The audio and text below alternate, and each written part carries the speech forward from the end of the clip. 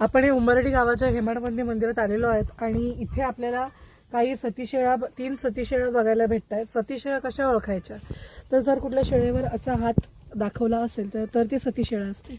असा हात म्हणजे सतीचा आशीर्वाद मिळावा म्हणून असं कोरलं जायचं. तिचं वाचन आपण बघूया.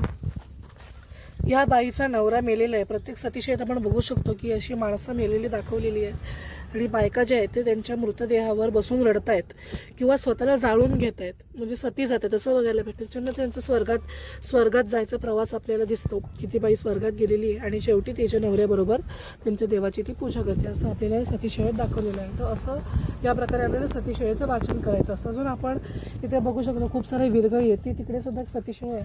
विरगळीचं वाचन सुद्धा खूप सोपं असतं. आपण बघूया कसं वाचायचं.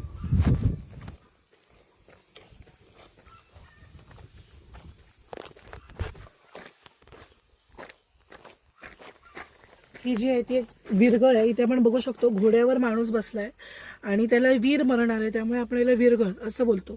घोड्यावर बसलेला माणूस मेलेला आहे असं त्याने दाखवलं. त्याच्यानंतर त्याच्यातला स्वर्गात जाण्याचा प्रवास बघतो आणि वरती तो आपल्या आराध्य दैवाची पूजा करतोय त्याच्या पूर्वजांबरोबर, असं आपल्याला या विरगळीमध्ये दाखवलं. तर असं आपल्याला ह्याचं वाचन करायचं असतं.